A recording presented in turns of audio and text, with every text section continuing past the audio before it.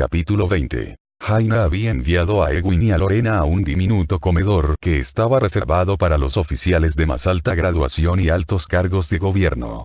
Según Dure, la ancianita que ayudaba a Jaina, hasta entonces, cuando se hablaba ahí de altos cargos de gobierno, se solían referir al recientemente fallecido Christoph y a la propia Lady Valiente. La joven maga también le había dado permiso a Ewin para entrar ahí.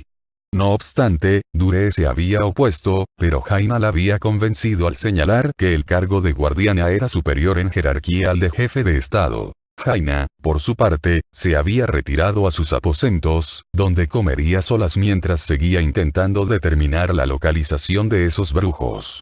Lorena deseaba unirse a sus tropas, que se hallaban en el fuerte del norte, por si acaso Thrall era incapaz de impedir que se desatara una cruenta batalla, pero Jaina no se lo permitió. Principalmente, porque confiaba en el líder orco, aunque también porque necesitaba que Lorena la protegiera en el plano físico cuando se enfrentaran Asmodlor y sus esbirros, ya que Christoph había enviado a los guardaespaldas oficiales de su señora, a la guardia de élite, al fuerte del norte. No obstante, como en esos momentos necesitaba trabajar en soledad, había enviado a la vieja guardiana y a la joven coronel al comedor. En cuanto hizo acto de presencia un criado en esa estancia, a Ewin pidió que le sirvieran una ensalada y un zumo. Lorena, en cambio, pidió un plato de carne y grog de jabalí. La anciana nunca había oído hablar de esa bebida, por lo que Lorena tuvo que explicarle que se trataba de una bebida orca. Tras proferir un hondo suspiro, Ewin dijo: «¿Cuánto han cambiado las cosas? ¿Qué quieres decir?» No hace mucho, los orcos no eran más que unos esbirros de esos mismos demonios a los que yo había intentado detener a lo largo de toda mi vida. Los orcos no eran más que unos monstruos, unas bestias rabiosas que arrasaban todo cuanto hallaban a su paso en nombre de Gul'dan, quien actuaba en nombre de Sargeras. El hecho de que ahora los humanos beban un brebaje orco es curioso, cuando menos. Lorena sonrió. Ya, pero no hace mucho es un término muy relativo cuando uno habla con alguien de tanta edad como tú. Ewin soltó una risita ahogada. En eso tienes razón. ¿De verdad tienes 1000 años? La anciana respondió, con una sonrisilla irónica. Sí, siglo arriba, siglo abajo. La coronel hizo un gesto de negación con la cabeza. Nunca he entendido la magia, siempre la he odiado, si he de ser sincera, aun cuando alguien la utiliza en mi favor. Ewin se encogió de hombros. Yo siempre quise ser una maga. Desde que era niña, siempre respondía del mismo modo a esas tediosas preguntas sobre qué quieres ser de mayor. Los adultos siempre me miraban con extrañeza al oír mi respuesta, ya que, después de todo, los magos siempre eran varones. Esas últimas palabras las pronunció con un cierto tono de amargura. Lo mismo me ocurría a mí, que quería ser soldado. Tenía 9 hermanos varones y todos ellos eran soldados, como mi padre. Yo no entendía por qué yo no podía ser como ellos, comentó Lorena, soltando una risita ahogada. A mí también me miraban muy raro, créeme. Las bebidas llegaron un momento después, al igual que la ensalada de la anciana. Entonces, la coronel alzó su jarra. ¿Quieres probar? El grog de jabalí olía tan mal como el animal por el que recibía ese nombre. Frunciendo la nariz, Ewin rechazó el ofrecimiento educadamente. Me temo que no he probado el alcohol desde hace siglos.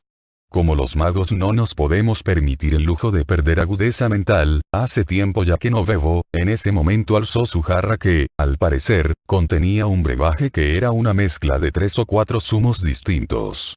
Este es el mejunje más fuerte que estoy dispuesta a degustar. Me parece lógico, dijo Lorena, quien, acto seguido, le dio un buen trago a su grog. Yo me puedo tomar 4 de estas sin que me inmute. Siempre he tenido mucha tolerancia al alcohol. Entonces, sonrió de oreja a oreja. Cuando era una mera recluta en la guardia de la ciudad de Kultiras, siempre solía beber con los hombres de mi cuartel hasta agarrarnos una buena cura. Pronto, empezamos a hacer concursos de a ver quién bebía más con los soldados de otros cuarteles. Yo siempre era el arma secreta de mi cuartel, afirmó, estallando en carcajadas. Gracias al dinero que gané con las apuestas, ese año cuadripliqué mi sueldo. Ewin sonrió mientras picoteaba la ensalada. Estaba disfrutando de la conversación que estaba manteniendo con esa mujer. Una emoción que, solo un día atrás, no hubiera sido capaz de creer que todavía pudiera sentir. Se había llegado a convencer completamente de que ya no necesitaba la compañía de otra gente. En ese momento, el criado trajo una bandeja repleta de diferentes tipos de carne que estaban hechas al punto. La anciana solo reconoció algunas de esas carnes, pero supuso que el ganado de Kalindor era distinto al que ella conocía. Hacía muchos años que no comía carne y, al contrario de lo que le había ocurrido con el olor de la bebida de la coronel, el aroma de la carne le resultó embriagador. En su época de maga, siempre había comido carne regularmente, ya que lanzar conjuros era una actividad agotadora que requería la ingesta continua de proteínas, pero, desde su autoexilio a Kalindor, no había contado con medios suficientes como para cazar animales ni con la necesidad física de consumir carne, por lo que se había hecho vegetariana. ¿Te importa que le dé un mordisquito?, preguntó tímidamente, para su propia sorpresa. Otra emoción más que no sabía que pudiera aún sentir. Lorena empujó el plato hasta el centro de la mesa, a la que estaban sentadas ambas, y respondió. Adelante. Mientras la anciana masticaba hambrienta un trozo de algo que parecía ser salchicha de jabalí, la general le preguntó. He de preguntártelo, Magna, ¿qué se siente? Llámame a Egwin, contestó, al mismo tiempo que seguía dando buena cuenta de la salchicha. Dejé de ser la guardiana cuando transferí mi poder a mi hijo. Ahora mismo, sería incapaz de asumir las responsabilidades que acarrea ese título, entonces, tragó la carne. ¿A qué te refieres con qué se siente? A cómo se siente uno al vivir tanto tiempo. Soy una soldado de los pies a la cabeza y siempre he sabido que, probablemente, no llegaría a cumplir 40 años. Sin embargo, tú has llegado a tu 40ª década 2 veces. Y eso me resulta inconcebible. Aegwin profirió un hondo suspiro. El aliento ahora le olía a salchicha de jabalí, un aroma que seguía siendo mucho más agradable que el hedor del grog que recibía el nombre del mismo animal.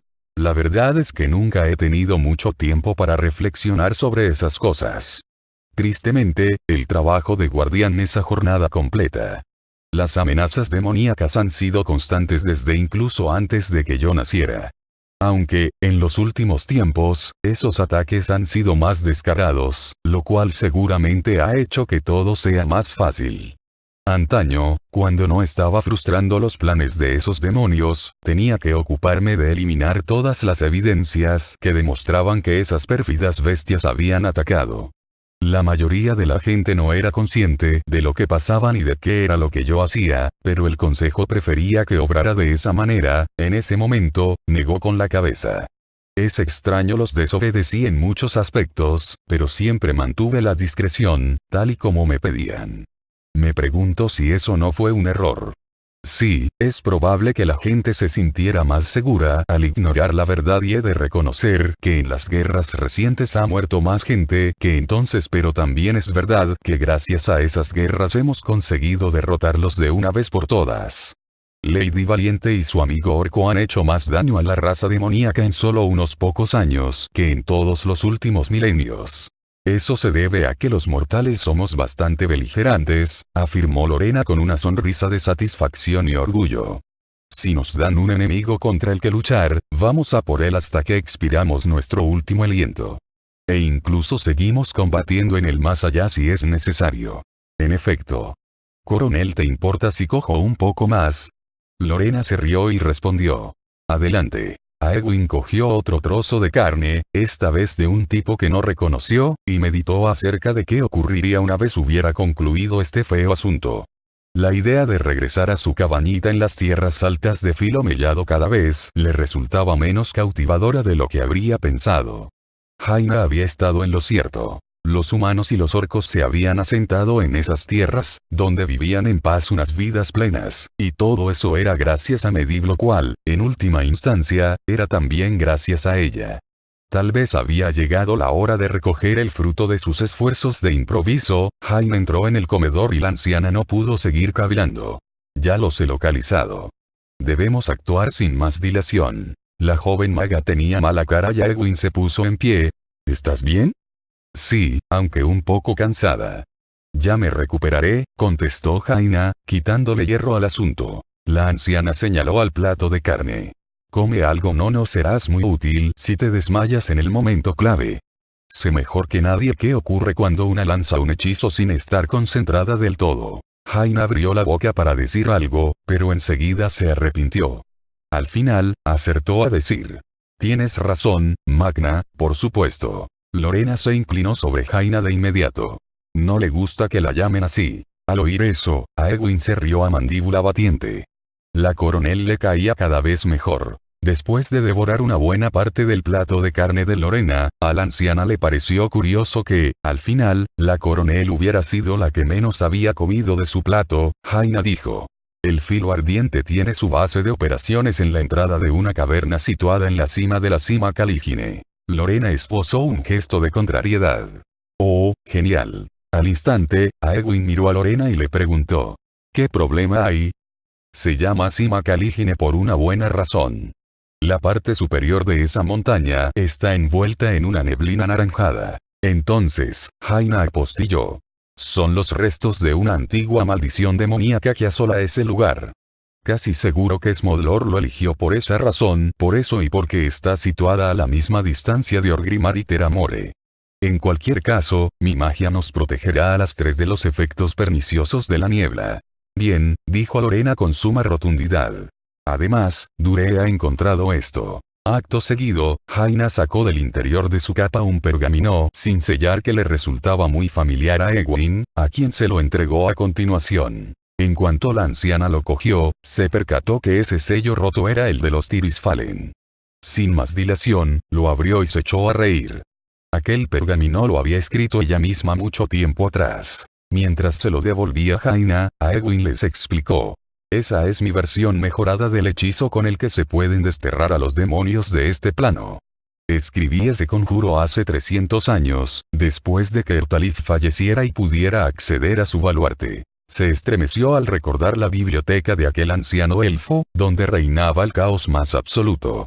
Tanto a ella como a los miembros del servicio de Ertalif les costó 10 semanas ordenar los pergaminos, limpiar todas las manchas de comida y bebida reseca que había por toda la biblioteca y en los propios pergaminos y espantar a las ratas y demás bichos y alimañas. Fue ahí donde halló unas notas del legendario mago elfo Kitros sobre cómo desplazar objetos de un plano de la realidad a otro. Gracias a esas notas, Aegwin pudo desarrollar un sortilegio más eficaz para desterrar a los demonios. Me atrevo a decir que, si hace 800 años hubiera contado con esto, hoy no tendríamos que lidiar con Smodlor, añadió la anciana. Jaina se volvió a meter el pergamino en la capa. Te equivocas. Lo he comprobado y, según parece, la primera vez que te enfrentaste a Smodlor, lograste desterrarlo totalmente de este plano. Pero, cuando la Legión Ardiente atacó, reclutaron a muchos demonios, entre los cuales se hallaban los que habían sido desterrados por los Tirisfalen. Cuando la guerra concluyó, varios demonios rezagados lograron quedarse en este mundo cuando la Legión fue expulsada. ¿Smodlor era uno de ellos?, inquirió Aegwin. Sí, contestó Jaina a la vez que asentía. Lorena desenvainó su espada y, con un tono de voz que a Aegwin le resultó tremendamente fervoroso y optimista para tratarse de alguien a quien le horrorizaba la idea de tener que ir a la cima Caligine, dijo: mi señora, si me permite preguntárselo, ¿a qué estamos esperando? A nada, contestó Jaina. En realidad, ya no puedo hacer más al respecto. No obstante, he de reconocer que he sido incapaz de examinar mágicamente esa cueva a fondo por temor a ser detectada, así que desconozco con qué clase de protección contarán Smodlor y sus brujos. Debemos estar preparados para cualquier cosa, y, volviéndose hacia la anciana, añadió: Magna Aegwin, no tienes por qué acompañarnos. Puede ser muy peligroso. Aegwin resopló. No era el momento más adecuado para decirle algo así. Además, con esas palabras, Lady Valiente se estaba contradiciendo, ya que antes le había soltado un buen sermón acerca de que debía volver a asumir sus responsabilidades como guardiana. Por otro lado, sentía también un tremendo alivio pues, hasta hace bien poco, había creído que había fracasado a la hora de desterrar a Smodlor de este plano de realidad, pero ahora sabía que eso no había sido así. Aún así, sentía que todavía era en cierto modo responsable de que ese diablo siguiera campando a sus anchas. Cuando tus tatarabuelos eran unos meros infantes, yo ya me enfrentaba a peligros mucho peores que ese necio demonio. Así que dejemos de perder el tiempo. Jaina sonrió. Entonces, vámonos.